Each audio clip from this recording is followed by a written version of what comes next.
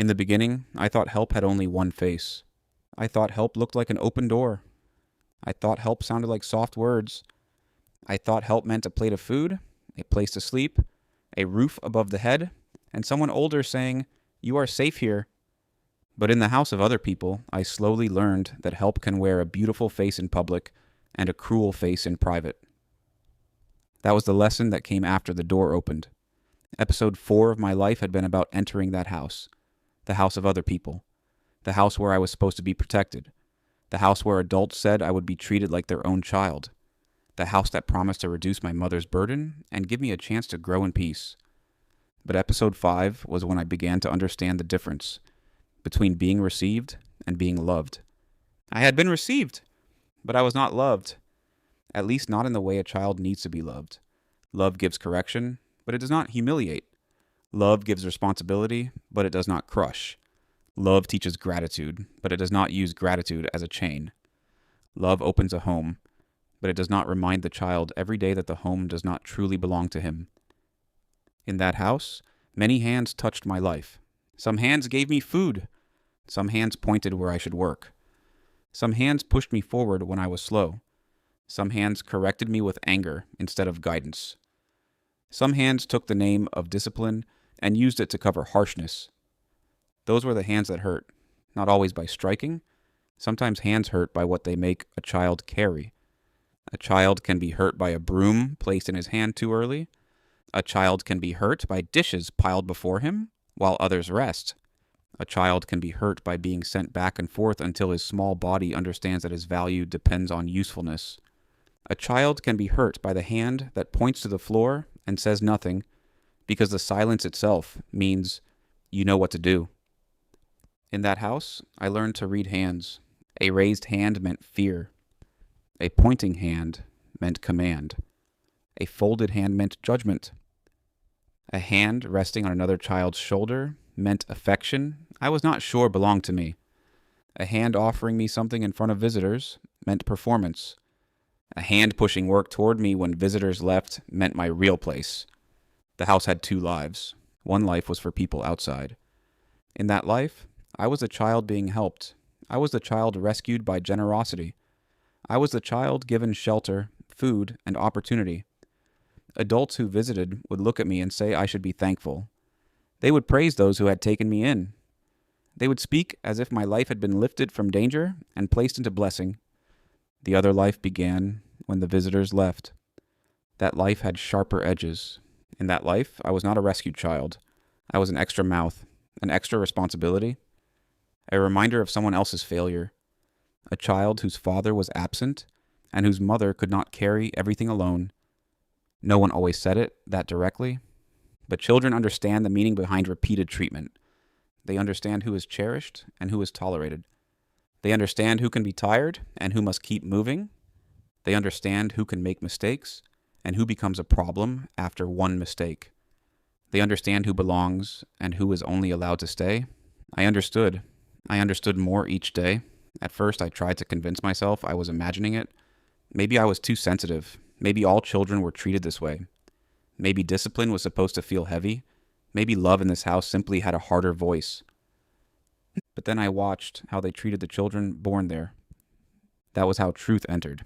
Their children were corrected, yes, but their correction ended. Mine followed me. Their children made mistakes, and the mistake was the problem. When I made a mistake, I was the problem. Their children were called by affectionate names after being scolded. I was reminded to remember where I came from. Their children were tired after chores. I was lazy if I slowed down. Their children asked for things. I had to think carefully before asking anything, because every request could become evidence that I was ungrateful. That difference cut deeper than any loud insult. It told me that the same roof covered us, but not with the same love. The first time I truly felt the sting of that difference, it was over something small. Small things often reveal large truths. I had been asked to do a task. It was simple at first, but more things were added as I worked. 1 command became 2, 2 became 5. Each time I finished, another instruction came. I was tired, but I kept going because tiredness was not an excuse I was allowed to use. At some point, I made a mistake. Maybe I moved too slowly. Maybe I forgot one instruction. Maybe I did the task, but not the exact way they wanted. The reaction was bigger than the mistake. Words came down on me like stones. I was told I had to learn. I was told I should not behave like someone who had many options. I was told that people were helping me. I was told that I should not make life harder for those who had opened their home. That sentence entered my heart like a blade. People were helping me. Again, help. The word that was supposed to comfort me had become a weapon. I lowered my head. Not because I agreed. Because I had nowhere to place my anger. A child under someone else's roof learns quickly that anger is dangerous. Anger can be called disrespect. Pain can be called pride. Tears can be called manipulation. Silence can be called attitude. So I lowered my head, I apologized, I continued working, but inside something broke a little. Not loudly, not completely, just enough for me to understand that I was not safe to be human there. I had to be useful. I had to be careful. I had to be grateful. And above all, I had to remember that my father was not there. His absence was the invisible law of that house. Because he was absent, I had fewer choices. Because he was absent, my mother had less power to protect me. Because he was absent, people could speak about me as if my life was a favor they had chosen to do. Because he was absent, I had to swallow words that should never have been spoken to a child. Every harsh command returned me to him. Dad. The man whose name I knew, but whose face I had never truly known. The man I had already started blaming. The man whose absence had led me into the house of other people. In episode 4, I had felt the discomfort of being under another roof. In episode 5, discomfort became pain. It became daily. It became routine. It became something I learned to expect. There were mornings when I woke before the sun because I knew waiting to be called could become another accusation. I would rise quietly, careful not to disturb anyone, and begin the task that made me feel more like a servant than a child. I did not always know where childhood ended and labor began. Maybe for other children, morning meant stretching, eating, laughing, preparing slowly for the day. For me, morning meant scanning the house. What needed to be done before someone noticed it was not done? Which mood was in the house? Which voice should I avoid? Which command would come first? The house trained me to anticipate. That skill would later help me in life. It would help me read people, understand danger, prepare early, and think ahead. But when a child gains a skill through fear, the skill carries sadness inside it. I became alert. Too alert. Every sound mattered. The scrape of a chair, the closing of a door, the clearing of a throat, the tone in which my name was called. A name can be spoken many ways. In my mother's voice, my name had warmth. In that house, my name often sounded like a summons. It meant work. It meant correction. It meant someone had found a reason to be displeased. I began to dislike hearing my own name called from certain rooms. Even before I knew what was wanted, my stomach would tighten. That is how fear makes a home inside the body. It does not ask permission. It settles in the chest, in the throat, in the hands, in the way a child answers quickly even when he is confused. I tried to be invisible, but I also tried to be perfect. Those two desires fought inside me. To be invisible meant not drawing attention. To be perfect meant doing everything before attention could turn against me. So I cleaned more. I moved faster. I answered softly. I apologized often. I smiled when expected. I swallowed my true feelings.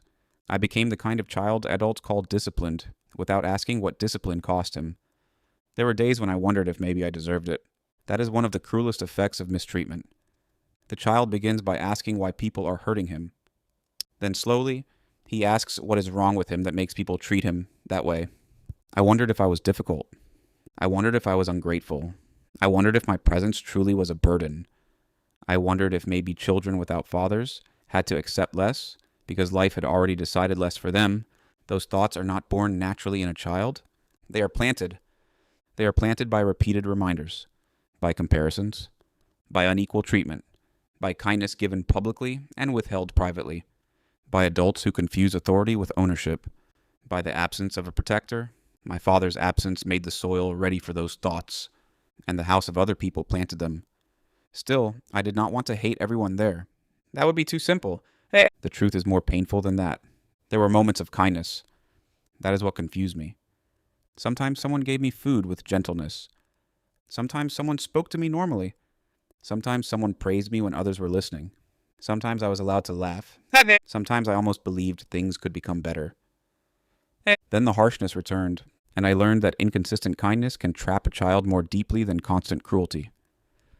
Because when kindness appears sometimes, the child keeps hoping it will stay. He begins to think that if he behaves better, maybe the kind version will become permanent. So he works harder. He obeys faster. He blames himself when the harshness returns. He thinks, maybe I caused the kindness to disappear. I lived inside that confusion. I did not yet understand that love should not be a door that opens and closes depending on how useful a child has been. I did not yet know that true care does not need an audience. I did not yet know that a child should not have to perform goodness to receive tenderness. All I knew was that I wanted peace in that house. I wanted one day without fear, one day without being reminded, one day without comparing my place to the place of others, one day where the hands around me did not make me flinch inside. But peace rarely stayed long. One afternoon, after a long day of tasks, I found a quiet place outside. The air was heavy, and the sky looked tired too. I sat alone, my hands resting on my knees, and I looked at them, my own hands. They were small then, but they already looked like they had learned too much. I thought about the hands that had handled my life. My mother's hands had held me with love. Other hands had taken me in with promises. Some hands had given food. Some hands had pointed. Some hands had pushed work toward me. Some hands had hurt. And then I thought of the hands I did not know. My father's hands? What did they look like? Were they strong? Were they gentle? Had they ever wanted to hold me? Had they ever reached for me and stopped? Had they ever worked for me from far away? Or had they been busy building a life where I did not belong? The questions made my chest ache. Because even after all the blame, I still wanted to imagine that his hands could be safe. I wanted to believe that if he came, his hands would not hurt. I wanted to believe that his hands would rest on my shoulder and make the world step back. But I had no proof, only hunger, and hunger can make the heart dream. In that moment, sitting alone outside, I whispered inside myself the sentence I had already carried from episode 4. If my dad had stayed, I would not be here like this. But now the sentence had grown. If my dad had stayed, these hands would not hurt me. If my dad had stayed, I would not have to fear people who claimed to help me. If my dad had stayed, I would have a place where I was not tolerated. If my dad had stayed, my name would not sound like a burden in another person's mouth. The blame became sharper. It was no longer only about absence. It was about exposure. His absence had exposed me to hands that hurt. That was the connection my young heart made. And whether the whole world agreed or not, it became my truth. I carried that truth through the next days. When someone spoke harshly, I added it to the list. When someone treated me differently, I added it to the list. When someone praised themselves for helping me while making me feel small, I added it to the list. The list was not written on paper. It was written inside me. A silent record of every moment I believed my father should have protected me from. Children who are hurt often become historians of pain. They remember details others forget. They remember the shirt they wore, the smell of the room, the time of day, the exact word that broke them, the face of the person who watched and said nothing. I remembered. Not because I wanted to, because pain kept the record. And the record became evidence in the case against my father. The more I suffered, the more guilty he became in my heart. I did not yet know that one day he would stand before me and refuse to defend himself. I did not know that one day he would admit that his absence had consequences beyond what he had imagined. I did not know that one day the hands I imagined would become real. Older hands, tired hands, repentant hands, hands ready to work beside mine to build something beautiful. At that time, those hands were still far away. The hands near me were the hands I had to survive. So I learned survival. I learned to eat quickly and quietly. I learned to keep my emotions hidden. I learned not to expect fairness. I learned to say thank you even when my heart was bleeding. I learned to recognize when a person was helping me for love and when a person was helping me for control. I learned that some people enjoy being needed because it gives them power. That lesson made me older inside. I became suspicious of generosity.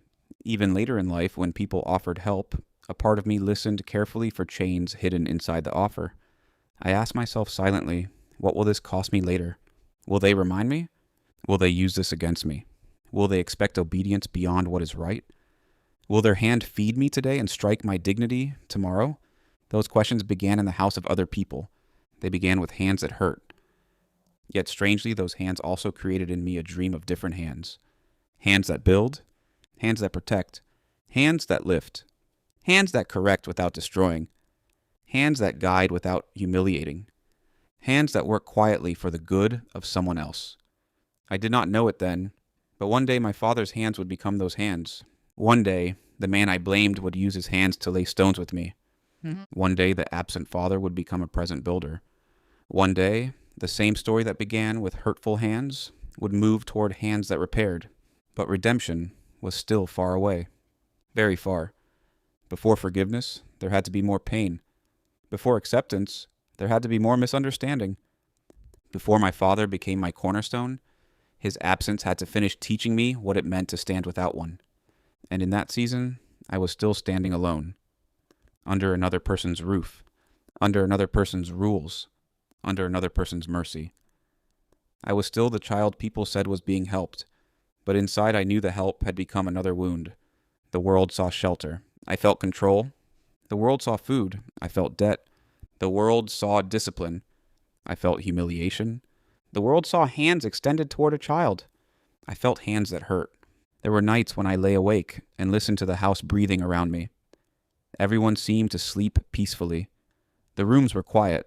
The darkness softened the walls. For a few hours, no one commanded me. No one reminded me. No one measured my worth. Night became the only place where I could belong to myself. But even then, my thoughts did not let me rest. I thought of my mother. I thought of my brother. I thought of my father. Always him, the man who was not there. I wondered if he was sleeping peacefully somewhere. I wondered if guilt ever woke him. I wondered if he knew that his child was lying awake in another person's house, trying not to cry too loudly. I wondered if fathers feel pain when their children suffer far away. I wanted the answer to be yes. I needed the answer to be yes. Because if he felt nothing, then my pain had no bridge to him.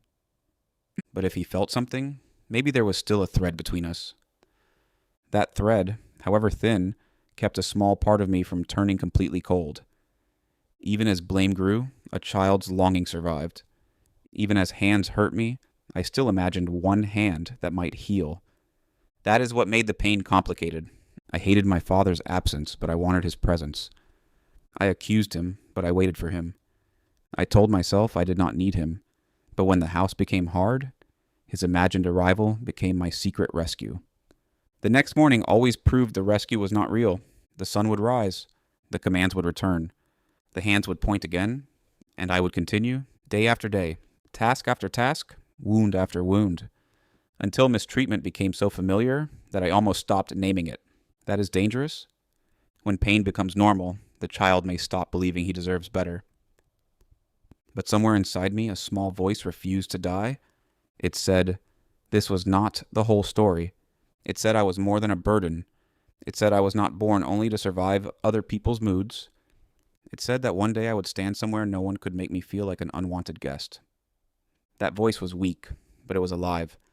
Maybe it was my mother's love still speaking in me. Maybe it was God. Maybe it was the future calling me before I knew its shape. Whatever it was, it kept me from disappearing inside that house. It kept me remembering that I had a name beyond their commands. It kept me believing, even faintly, that my life would one day rise higher than the hands that hurt me. And years later, when the edifice stood tall in the city, when people looked up at its beauty and strength, I would remember those hands. I would remember how they made me fear. I would remember how they made me work. I would remember how they made me dream of a place built on dignity. I would remember that every stone I laid with my father was also a quiet answer to every hand that once made me feel small. But on that day, in episode 5 of my childhood, I did not yet know any of that. I was only a child under a borrowed roof, a child learning that help can hurt, a child watching the difference between children who belonged and children who were allowed to stay, a child blaming the absent father whose missing hands had left him exposed to hands that did not know how to love him. And as the days passed, one truth settled deeper into me. It is painful to be abandoned by a father, but it is another kind of pain to be placed into the hands of people who say they are helping you while making you feel like your life is a burden. That pain became part of me. It became part of my anger. It became part of the story I would one day have to tell. It became one more reason I believed my father had failed me. And it became one more wound that repentance would later have to face. But repentance had not yet arrived. Forgiveness had not yet appeared. The father had not yet returned. For now, there was only the house, the roof, the rules, the reminders, the hands. And a child who kept asking in silence why the hands that were supposed to help him were the same hands that hurt him.